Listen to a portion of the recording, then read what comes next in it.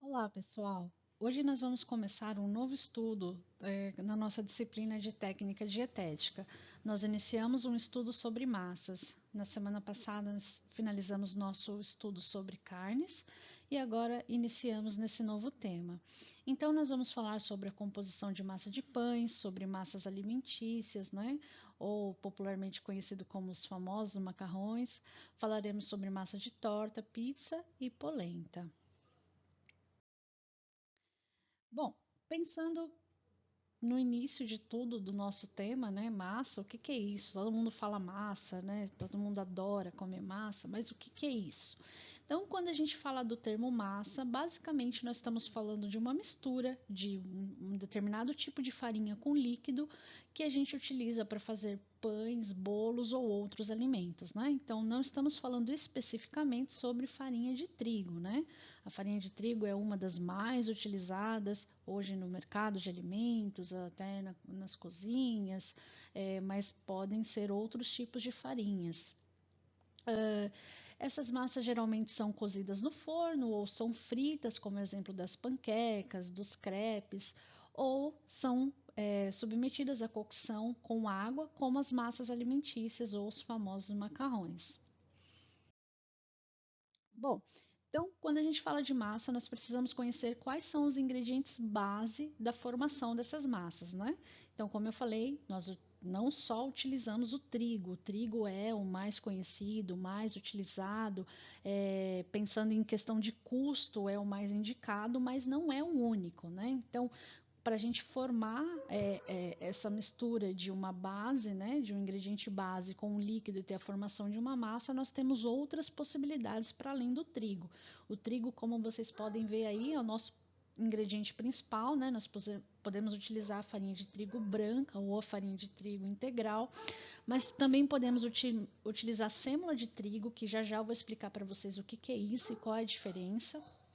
Podemos utilizar raízes e tubérculos, podemos utilizar outras farinhas que hoje estão em alta no mercado, né, disponível, apesar do seu valor ser um pouco mais caro, né, como são as farinhas de grão de bico, farinha de arroz, hoje tem até farinha de berinjela, já vi farinha de couve, então nós temos uma gama de produtos hoje referente a farinhas que o mercado nos oferece, né? E falando especificamente do trigo, né, que é o que a gente mais utiliza, nós temos dois tipos de trigo pensando comercialmente. Então, primeiro a gente tem o trigo duro e temos o trigo mole. E o que, que isso quer dizer? Que são dois tipos de trigo, né? Na verdade, não é o trigo um e o trigo 2. A gente está falando de qualidade do trigo. E o que isso quer dizer, né? Que o trigo duro ele é um trigo que contém muito glúten, então ele é indicado principalmente para a produção de pães e de massas que a gente vai abrir, né? Massas de pasta, né? De macarrão, inclusive a gente utiliza, né? Com algumas ressalvas, mas principalmente para pães a gente se utiliza do trigo duro. E o trigo mole a gente usa para. Ele é um trigo que ele contém mais amido e a gente utiliza para bolos e para biscoitos e também para a produção do pão francês, que é aquele trigo branco comum que a gente conhece que vende no supermercado, né? Mas o que, que isso quer dizer? Trigo duro, trigo mole, o que, que é isso? Na verdade, o trigo duro ele está especificamente interligado com o tipo de produção dessa planta, né? Como que esse cereal foi cultivado, como ele foi cuidado, sua colheita, né? A sua adubação tem a ver com tudo isso. Consequentemente, eu tenho um grão especial, né?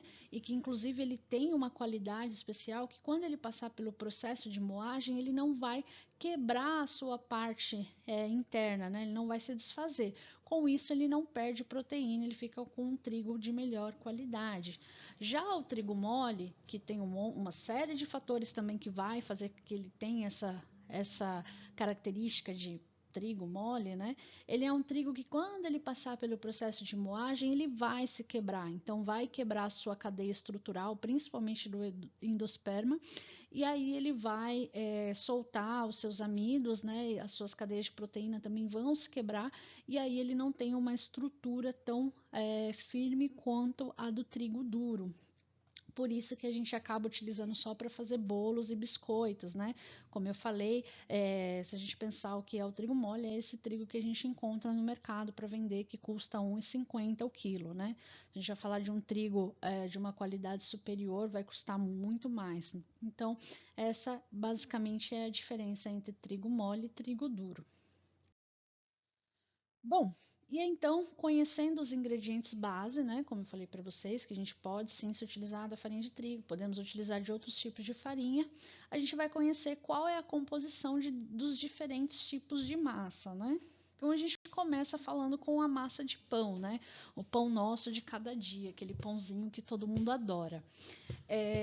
Bom, primeiro, antes de mais nada, eu gostaria de enfatizar aqui que falar sobre pão é um assunto bem complexo que exigiria uma aula inteira ou até um semestre de aulas falando só de pães e das suas infinitas possibilidades. O objetivo dessa nossa aula não é falar profundamente sobre o pão, eu vou dar só uma abordagem bem rápida sobre esse assunto, até mesmo porque, pensando no curso de vocês, né, que é um técnico em nutrição, que geralmente trabalha em unidades de alimentação e nutrição, as unidades não fazem o seu pão, né? Elas já compram um pão de uma padaria, de um fornecedor, mesmo que receba o pão congelado e só asse na unidade, mas não tem essa prática de fazer o pão na unidade. Então, eu vou comentar de forma bem superficial, ok? Eu vou deixar as partes mais técnicas para que a gente fale daqueles produtos que a gente acaba desenvolvendo dentro de uma cozinha experimental, dentro de uma unidade de alimentação e nutrição mesmo, né? Então, falando do pão, olha que bacana. Se a gente falar de uma mistura, né?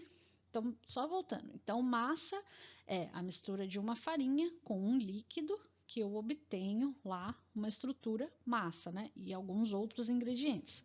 Mas no caso do pão, é muito bacana pensar que, de uma forma bem rústica, né? E bem rudimentar e bem antiga também, se a gente pegar farinha de trigo e água, nós já temos um pão. Misturo farinha de trigo, água, faço uma ação mecânica de sova, eu já consigo ter um pão, né? Então, um exemplo desse tipo de pão é um pão que até hoje é muito consumido, principalmente no Oriente Médio, conhecido como chapati. Ele é um pão principalmente feito por viajantes, né?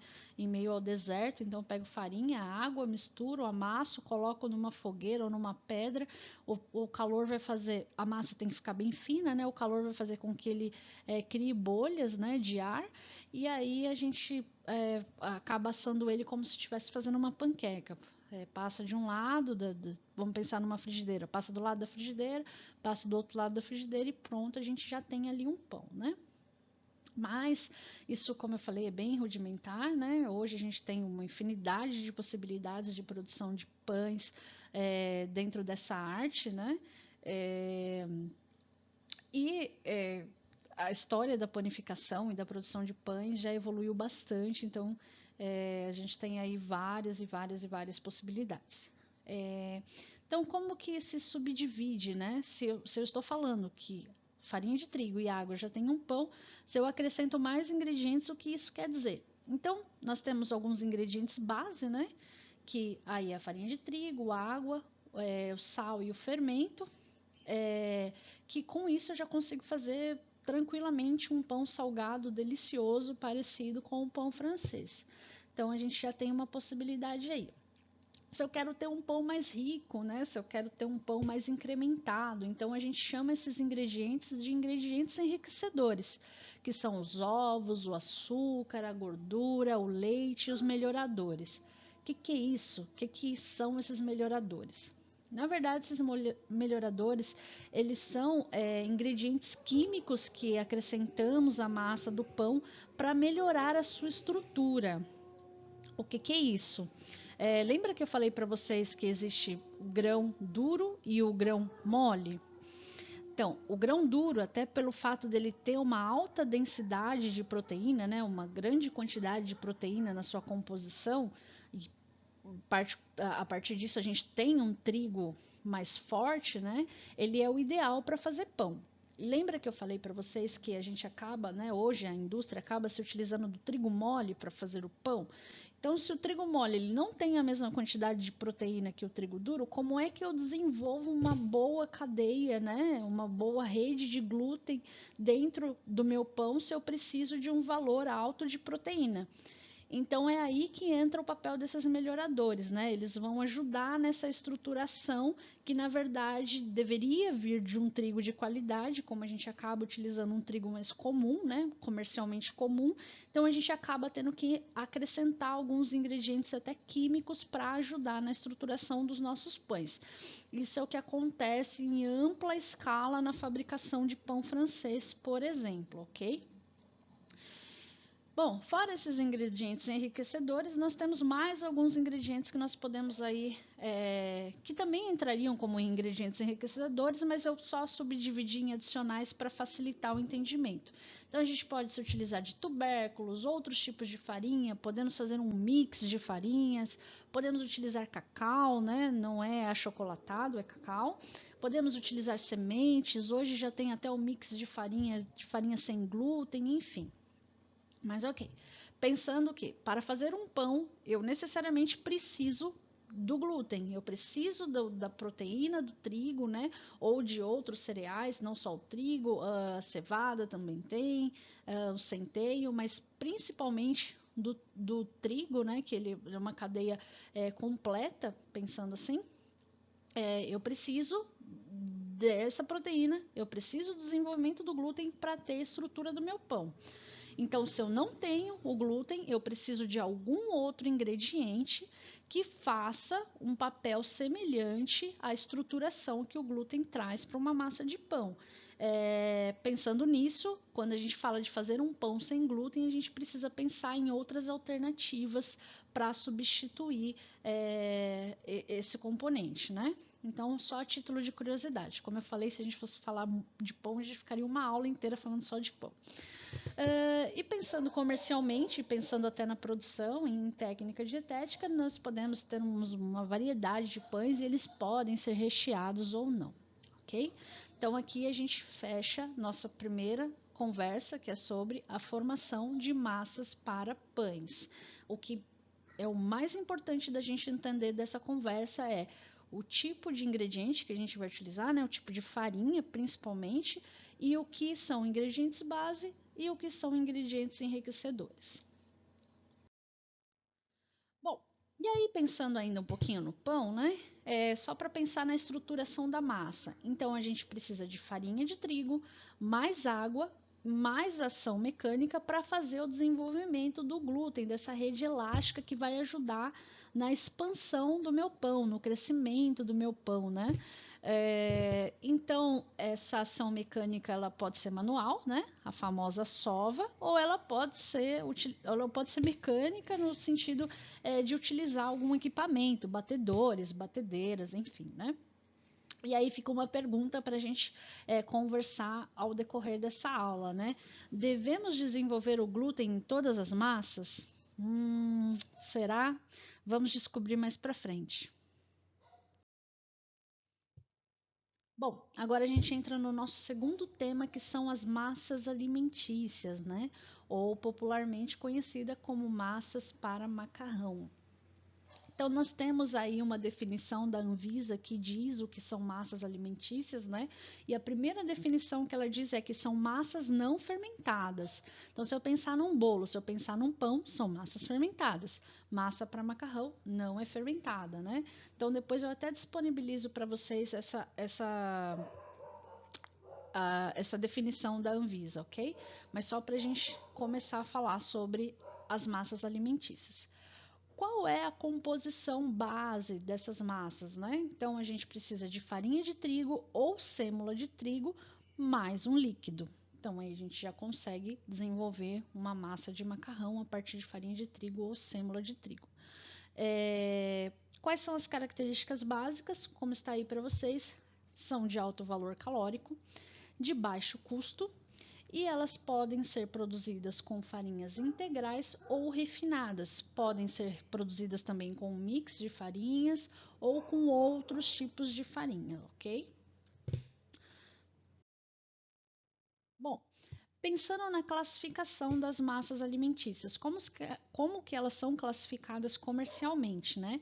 Então, primeiro, pelo teor de umidade. Então, elas são secas, que são aquelas que a gente encontra no mercado para vender já no pacotinho. Podem ser frescas, que também a gente encontra no mercado para comprar, só que na parte dos refrigerados. Podem ser instantâneas, que são um bom exemplo é o famoso miojo, né? Que eu coloco lá em 2 minutinhos está pronto, né? E as pré-cozidas, que elas passam por uma pré-cocção, então o tempo de cocção que nós vamos utilizar para fazer na nossa casa ou até mesmo num restaurante é menor do que se nós começássemos o ponto de cocção do zero. O segundo tipo de classificação é pelo formato, né? Então, se elas são longas ou se elas são curtas, já falo sobre isso. E pela sua composição, ou seja, se elas são mistas, se elas são recheadas ou se elas são aglutinadas, né? Recheadas ou aglutinadas estão no mesmo campo, né? Então, aquelas massas que a gente já encontra pronta lá, canelone, rondelli, aqueles capelete que vem lá já o recheiozinho de forma até industrial ou artesanal, né? Então, assim que elas são classificadas comercialmente. Vamos para o nosso próximo slide aqui. Então, como eu falei para vocês sobre a classificação referente a ser massas curtas ou massa longa, né? Então, como que a gente faz essa diferenciação? Primeiro, pelo comprimento, né? Então, massas curtas, elas são aquelas que têm menos de 10 centímetros de comprimento, né? Do seu formato. Geralmente, algumas delas utilizamos para caldos e sopas, são mais aconselháveis, né, utilizar em preparações de caldos e sopas, como o caso do caracol, até mesmo um parafuso, a gente acaba utilizando, né? Usar um espaguete num caldo, numa sopa, não fica muito bacana, né? Não existe uma regra de como, para que eu utilizo a massa longa, para que eu utilizo a massa curta, né? Mas existem alguns caminhos. Então, no caso das massas curtas, a gente acaba acompanhando com molhos mais fluidos, né? Até por conta dos formatos, das torções que essas massas têm, então o molho vai penetrar ali, vai ficar uma coisa mais. Um prato mais agradável, né? Então, essa é uma dica. E as massas longas, que massa de espaguete, talharim, de ninho, massa de lasanha, né? Ao contrário das massas curtas, massas longas são aquelas que têm mais de 10 centímetros de comprimento. E elas são um caminho, né, de qual tipo de molho, qual tipo de guarnição se utilizar. No caso dessas massas, são os molhos mais densos, né, até por conta delas serem longas, então se eu coloco um molho um pouquinho mais denso, eu consigo ali com o meu garfo, né, acomodá-las melhor e o molho também vai se acomodar melhor nesse tipo de massa, né? Mas podemos utilizar outros tipos de guarnições, então vegetais, carnes, né, proteínas, ervas frescas, enfim. Como eu disse, não é uma regra, é um caminho. Bom, vamos seguindo então. E ainda falando das massas alimentícias, a gente tem alguns fatores aí que a gente chama de adicionais, né, que acabam enriquecendo as nossas massas, né? Então, por exemplo, são os ovos, vegetais como espinafre, cenoura, beterraba, ervas frescas, são ingredientes que nós podemos acrescentar no processo de produção das nossas massas que vão ser agentes enriquecedores, né?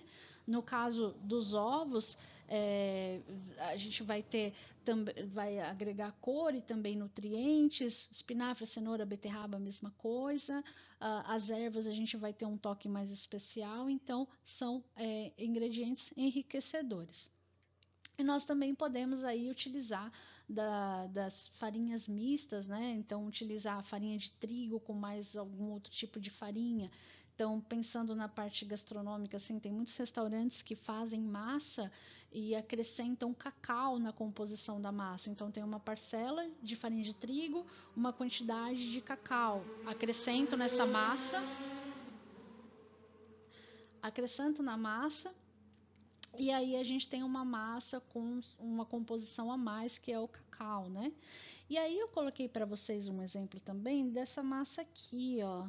Essa massa, na verdade, é muito utilizada na cozinha oriental, que é a massa do bifum, que é o famoso macarrão de arroz, né? Ou para quem nunca ouviu falar, é o macarrão que ele é feito a partir da farinha de arroz. Ele entra na classificação das massas longas, porém ele não tem nada de trigo, é um macarrão sem glúten, né? Então ele tem 100% da sua composição é arroz. Então, para quem não conhece, é um outro tipo de massa aí que ele é um pouco mais caro também, né? Mas em casa dá para utilizar, bem bacana. Bom, e aí vamos falar de macarrão na técnica dietética, né? O que precisamos saber, né? O que precisamos conhecer quando a gente está trabalhando com massas ou quando estamos orientando a nossa equipe a trabalhar com massas dentro de uma cozinha, né? Então, primeiro ponto, que as massas alimentícias a gente só pode consumi-las após cocção, ou seja, não consigo consumir uma massa alimentícia cru, né? Então, elas precisam passar por um ponto de cocção. E cada massa, ela tem o seu ponto ideal de cocção, ou seja, uma massa fresca tem um tempo de cozimento, uma massa seca tem outro, uma massa de grão integral tem outro, então a gente precisa conhecer pelo menos quais são as indicações para isso. Qual é a melhor forma de conhecer? Lendo a embalagem do produto, porque cada fabricante, né, tem a sua especificação de acordo com os ingredientes, né, e com a qualidade dos ingredientes também que utiliza na fabricação das suas massas.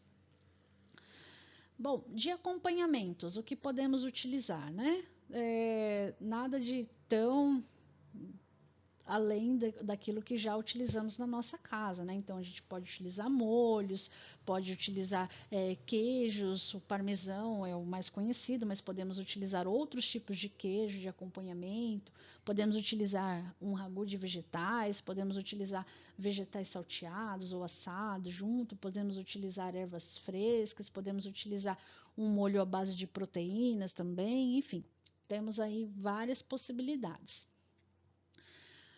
Ponto de cocção, né? Qual é o ponto ideal de cocção de uma massa? Um termo bem conhecido, que eu imagino que vocês já tenham ouvido falar, que é al dente. O que é isso, né? Deixe a sua massa al dente. É quando a massa ela já tem um ponto de maciez para que ela seja mordida, mas que ao mesmo tempo ela apresente uma certa resistência, ou seja, tô lá cozinhando a minha massa, vou provar, né? Eu mordo, ela tá macia, mas eu ainda sinto meu dente apresentando uma certa resistência à mordida, né? Se eu mordo e a massa passa reto, assim, né? Tipo, ela já tá mais mole, assim, significa que ela perdeu esse ponto de estar al dente, né? E aí, pensando num restaurante, por que é importante a gente tirar as massas, né? Ou deixar nesse ponto ideal de cocção? Porque lembra que eu falei dos acompanhamentos? Então, geralmente a gente serve a massa com algo mais ou principalmente com um molho, né? Então, imagina se eu tiro já a massa que já passou do ponto, ou seja, já está mole, demasiadamente mole. A partir do momento que eu acrescento mais um molho quente, ela vai ainda sofrer mais um processo de cocção ali, né? Por conta do calor do molho, e aí vai ficar aquela gororoba, né? A massa vai até começar a se desmanchar e não é agradável, né? Mesmo pensando numa unidade de alimentação, não é agradável servir ou colocar lá na rampa de distribuição aquela massa que aparentemente já está se desmanchando. Então, é bem importante se atentar a esses pontos. Bom, as massas podem ser servidas em sopas ou caldos, em brodo, como falamos. Como que é isso, né? Então, posso preparar um caldo à base de aves, à base de carne bovina ou à base de legumes, e aí eu já tenho o meu caldo pronto, né? E aí eu vou acrescentar, vou fazer uma cocção da minha massa, né? E vou acrescentar essa massa ao caldo. Então, não é só com molho que servimos massa, podemos servir com caldos também. Depois, se vocês quiserem, até pesquisem, tem uma sopa bem conhecida da região sul do Brasil que chama sopa de capelete, que ela é um bom exemplo do que estamos falando agora sobre massas servidas com caldo, né? Bom, e aí ingredientes que podemos servir junto com as nossas massas: ovos, soja, tomate, espinafre e tantos outros tipos de recheio, ricota, nozes, castanhas, escarola, brócolis. Então, assim, é um produto bem versátil quando a gente está falando de massas alimentícias. A partir delas, né, principalmente aquelas mais neutras, a gente consegue construir uma infinidade de receitas e também de opções para cardápios quando estamos falando de unidades de alimentação. E aí temos também as massas coloridas, né? Aquelas pastas coloridas, que elas são acrescidas na sua composição base, né? De beterraba, de açafrão, cenoura, manjericão, tinta de lula, né? Que a gente acaba chamando de Nero, né? Massa ao Nero, porque tem uma cor negra, morango, cacau, que são ingredientes que vão trazer cor para nossa massa, né? Vão dar sabor também, mas principalmente cor. Bom, e aqui tive uma pequeno defeito aqui que depois eu corrijo com vocês.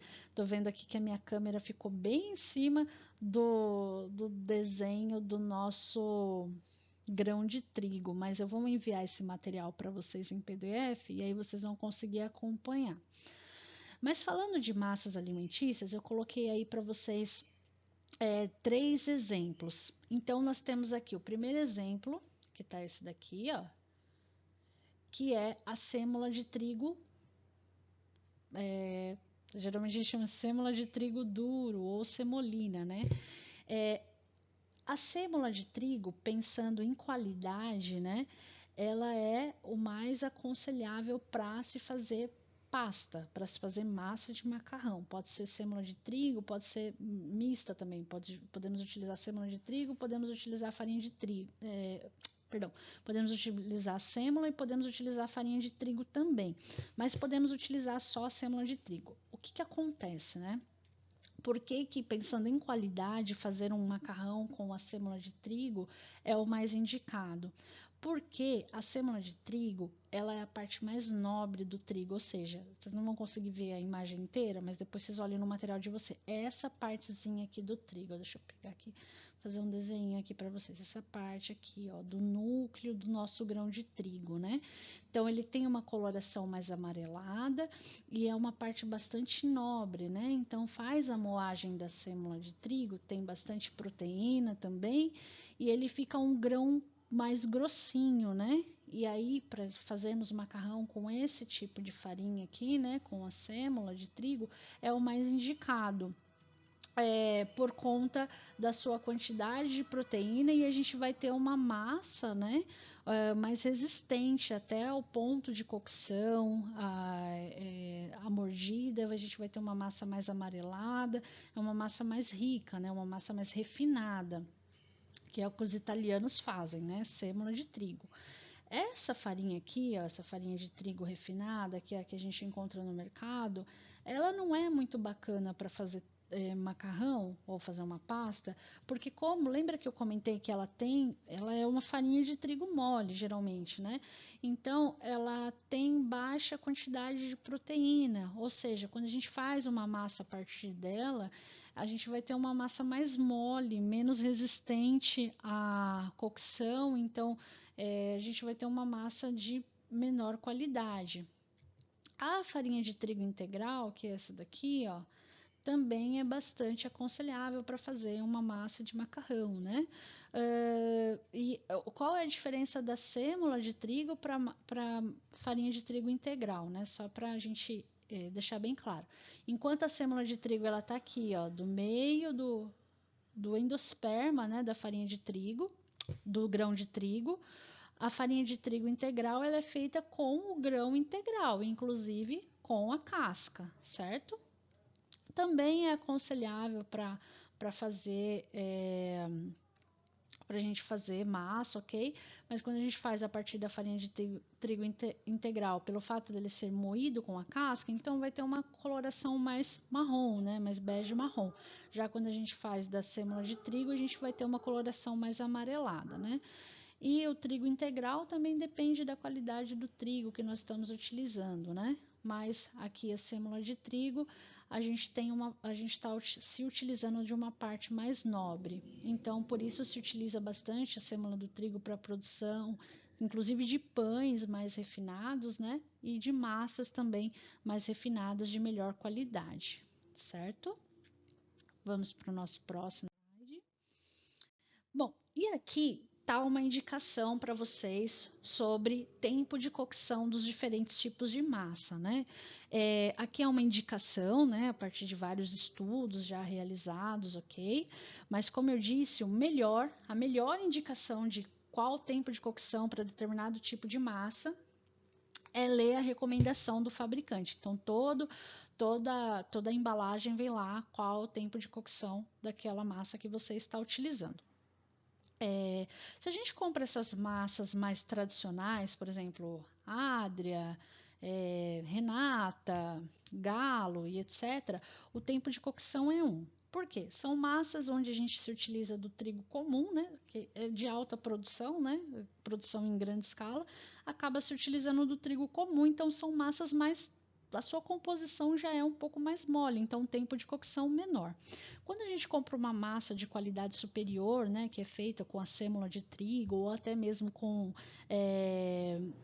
a farinha de grano duro ou a farinha integral, né, então a gente tem uma massa mais resistente, consequentemente eu preciso de um ponto de cocção mais longo, né, um tempo de cocção mais longo para que essa massa ela fique mais, ela fique mais macia, né? Então aí tem alguns tempos de cocção para vocês de acordo com os tipos de massa. Então, massa fresca recheada, né? Ou seja, aquela massa que ela é armazenada, resfriada e recheada, de 3 a 7 minutos. Ninhos de massa seca de 8 a 15 minutos, depende da marca, tá? Depende da composição do trigo também. E massas secas variadas de 10 a 12 minutos, tá? Essa recomendação é para massas de uma qualidade superior. Se a gente for, como eu disse, se a gente for pegar essas massas mais comuns do mercado, a recomendação, o tempo é menor. Bom, outra informação importante que nós temos aqui, que sempre gera dúvida, né? Quantidade de água. Quanto que eu utilizo de água para a cocção de massa? Então, a quantidade indicada é de 1 litro de água para cada 100 ml de massa cru, ok? Então, 1 litro de água para cada 100 ml de massa cru. Essa é a indicação. Falando um pouquinho de técnica de cocção mais refinada também, como que a gente faz, né, a cocção da massa? Então, a gente põe lá a água para ferver e coloca sal na água, né? Como que tem que ficar esse sal? Pensando tecnicamente de uma forma bem refinada mesmo, como dizem os italianos, tem que ficar a ponto de mar, né? Ou seja, a gente tem que colocar a água na boca e sentir aquele gostinho de água salgada do mar. Então, a gente coloca água e sal e põe para ferver. Só. Coloca o óleo? Não. Por que não? Porque óleo e água se misturam? Não, né? Então, por que eu coloco óleo na água do macarrão? Na hora que eu despejar a água fora, vai embora o meu óleo junto. Então, se o óleo ele tem o papel de não deixar que a massa se una, a gente coloca pós-cocção, pós-momento que eu escorrer a água da minha cocção, certo? Não vou colocar no momento da cocção em si. Então, essa é uma dica técnica. Então, outra dica técnica muito bacana, né? Quando a gente trabalha com massa fresca, tecnicamente é obrigatório que após o momento da cocção dessa massa, né? Então a gente cozinhou a massa, vou escorrer ela e imediatamente eu passe numa água gelada. Eu faço esse processo de choque térmico. Por quê? Porque todo alimento ele tem algo que a gente chama de calor residual. E o calor que ele mantém no alimento, mesmo tendo interrompido a cocção, pode continuar o seu cozimento, né? E nós não temos a intenção de que a nossa massa passe do ponto. Então, terminou a cocção, passo ali na água gelada e aí eu quebro esse calor residual e a minha massa se mantém no ponto que eu acabei de retirar. Isso para massa fresca, ok? Guardem bem. Para massa seca, a gente nunca passa na água gelada, porque a gente vai interferir no sabor e até mesmo na estruturação da massa seca. Com massa seca, a gente passa um fio de óleo, um pouco de manteiga, um fio de azeite e mexe e ela não vai grudar mais. Porque na massa seca, se a gente passa na água gelada, a massa ela vai inchar, porque ela vai sugar mais água ainda, vai inchar e vai ficar com um aspecto estranho. Então, tem essas duas informações técnicas bem legais para guardar de recomendação. Bom, vamos para a nossa próxima parte. Bom, e aí falamos bastante de macarrão, né? Falamos bastante das massas alimentícias e aí a gente entra um pouquinho para falar sobre bolos, né? Sobre as massas de bolos. E aí, quais são as recomendações? Bom, pensando na composição de uma massa de bolo, né? Então, basicamente, ela é composta de farinha de trigo, fermento, ovos, gordura e líquido. Pode alterar esses ingredientes? Pode. Como eu disse, é uma composição básica, né? Então, os bolos podem ser doces ou salgados, né? Então, a gente pode fazer uma massa de bolo e fazer um bolo recheado com frango catupiry, um bolo salgado? Podemos. Como a gente pode consumir um bolo doce que é mais comum, né, mais usual, mas um bolo salgado também é bem gostoso. Pensando na parte estrutural dessas massas, né, como que elas têm que ser. Então, a gente tem três possibilidades: as massas leves, as massas mais pesadas e as massas fermentadas. Então, nas massas leves, são aquelas massas de bolos mais fofos, né, onde a gente vai acrescentar ar, né, onde a gente vai incorporar ar nessa massa para que ela tenha uma estrutura mais fofa, né? Então, a gente se utiliza de duas técnicas: fermento químico, né, aquele famoso pozinho, né, o pó royal, pozinho branco, químico instantâneo, que a gente coloca, incorpora na massa e depois leva no forno, ou as claras em neve, né, que consiste em eu pegar a clara do ovo, bater com o auxílio de um fouet, né, de um batedor ou até mesmo da batedeira, e ela vai incorporando o ar, vai crescendo, depois a gente acresce na massa e ele vai dar essa estrutura de aerado. Duas informações técnicas aqui.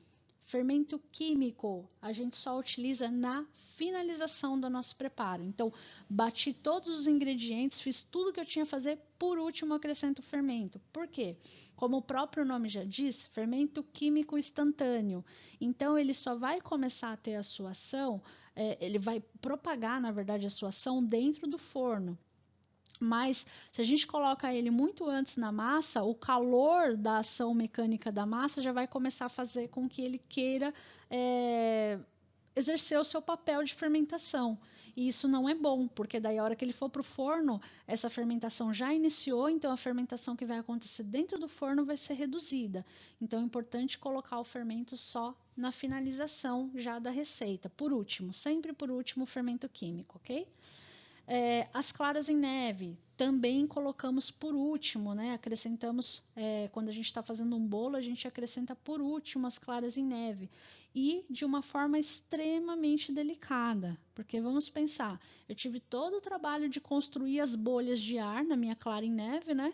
Daí na hora que eu vou lá incorporar o meu bolo de chocolate, vou pensar assim, meu bolo de chocolate, aí eu pego e bato sem o menor cuidado. Então aí eu vou desestruturar, né? Vou romper essas bolhas de ar e aí não vou ter a fermentação desejada. Então é legal prestar atenção nessas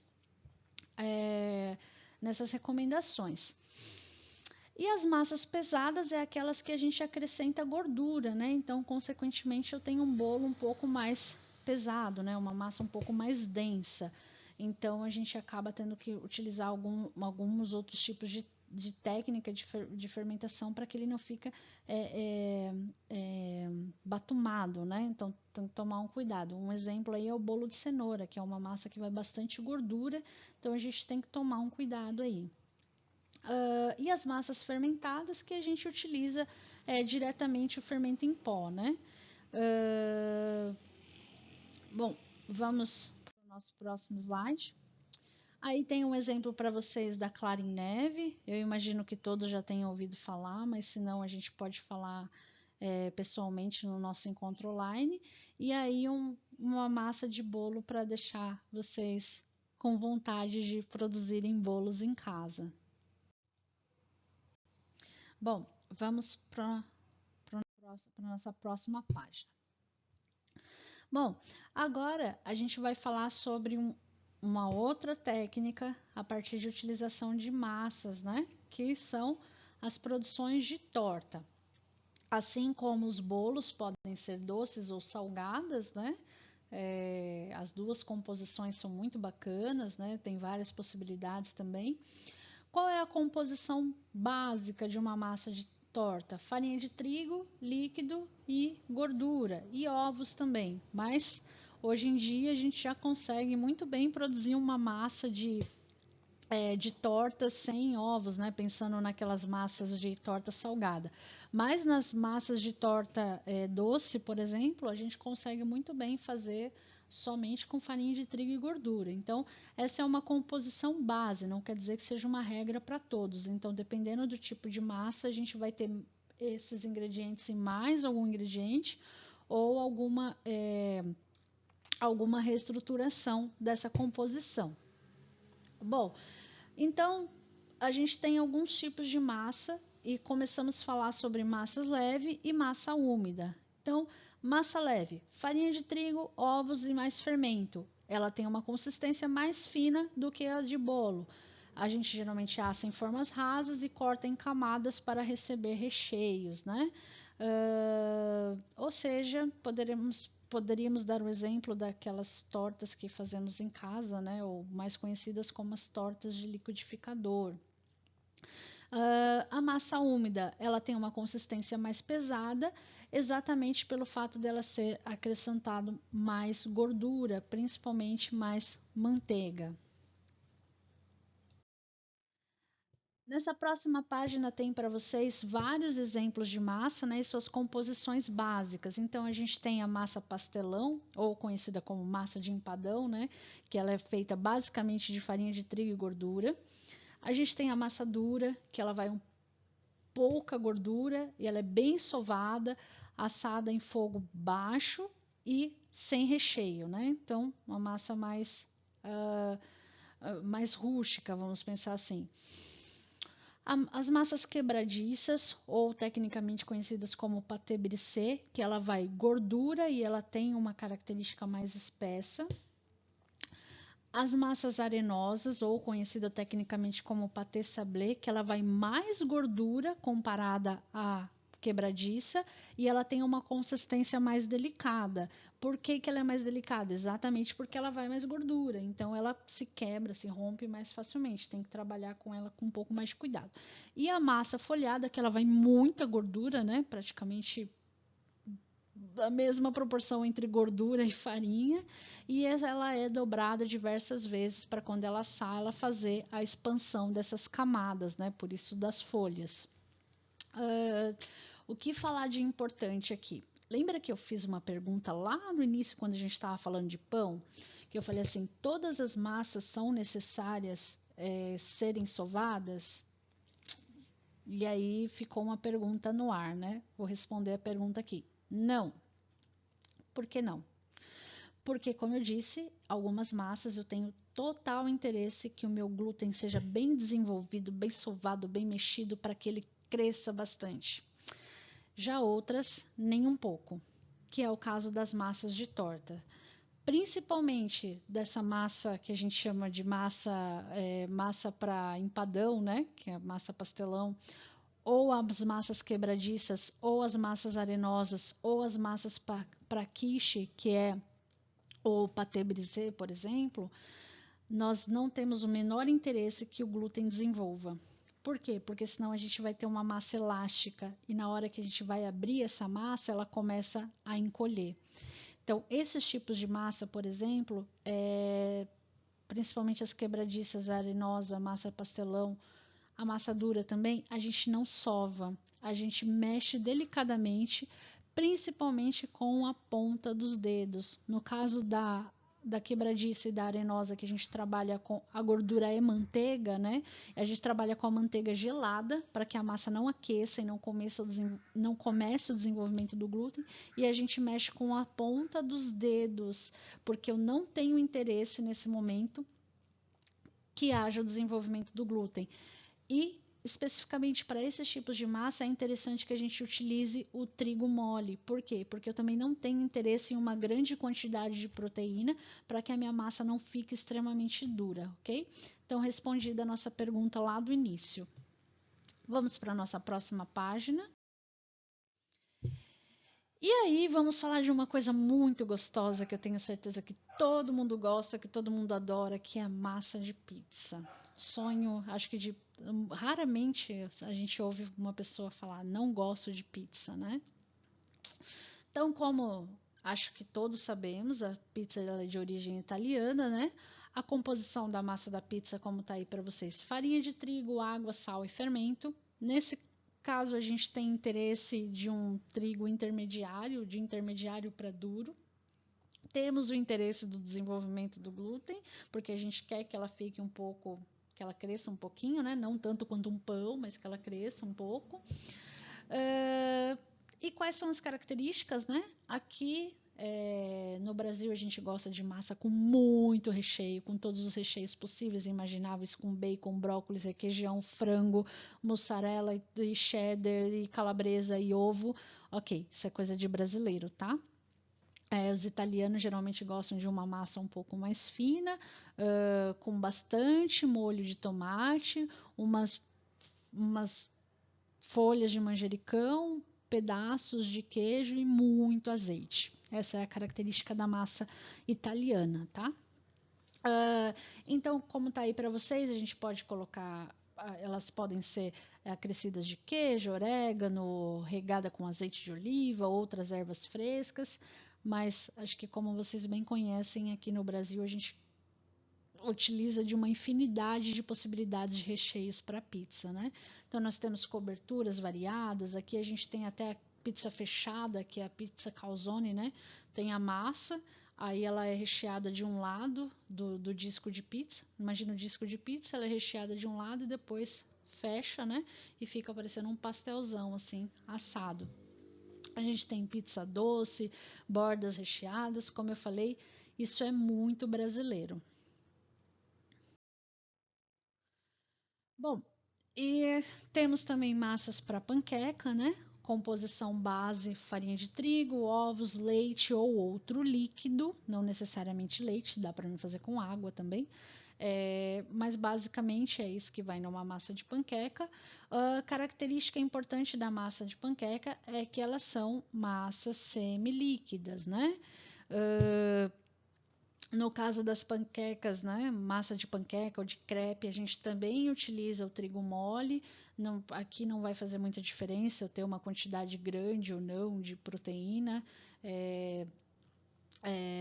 Referente à questão do desenvolvimento de glúten ou não, nós nem precisamos do desenvolvimento do glúten aqui, é uma massa praticamente instantânea, né? A gente faz a mistura dos ingredientes e logo já vai fazer a cocção para dar sequência à preparação, às preparações, né?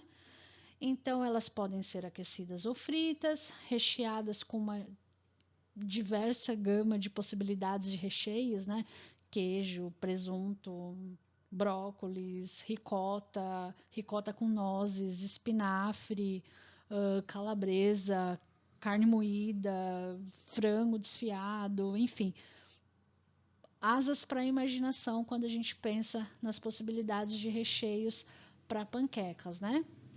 Elas são servidas, podem ser servidas flambadas e acrescidas de caldas doces e licores, né?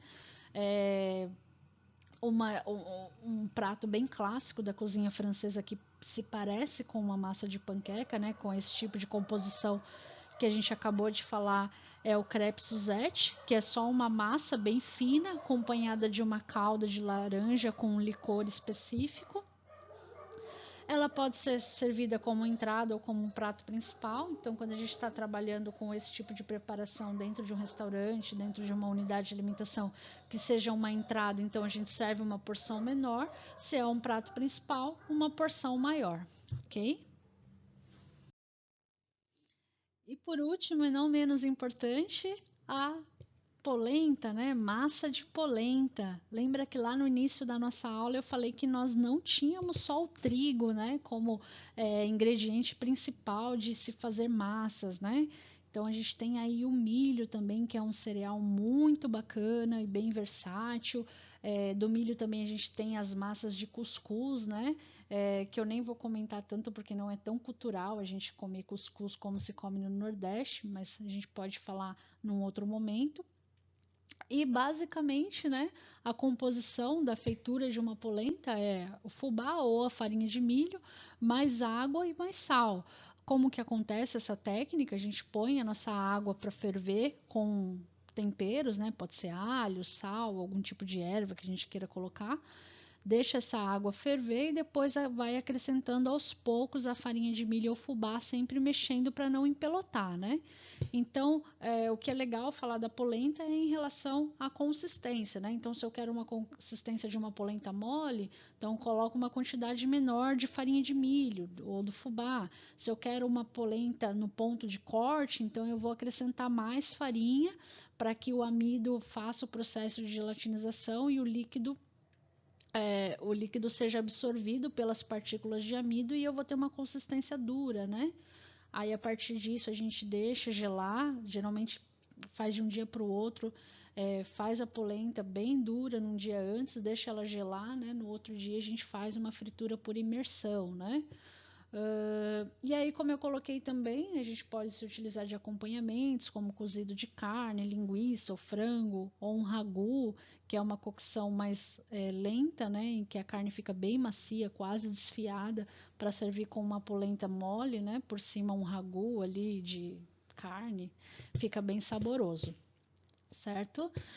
Bom, então a gente finaliza aqui a nossa aula sobre massas, né? Sobre as infinidades de possibilidades que a gente tem de produzir diferentes tipos de massas, né? E pensando em unidades de alimentação e nutrição, as massas, elas são boas alternativas até para a gente incrementar uma guarnição, de repente. Falando de uma panqueca, geralmente uma panqueca ela entra como um prato principal, uma torta já entra no lugar de uma guarnição, a polenta já entra no lugar de uma guarnição quando a gente pensa na composição do cardápio, né? O que é legal para nós nesse momento é saber as infinitas possibilidades que temos e como podemos utilizar dessas possibilidades dentro da composição, né? Dentro da formação do nosso cardápio. Mas para isso é importante também que a gente saiba, pelo menos, a parte técnica de como essas massas são produzidas, né?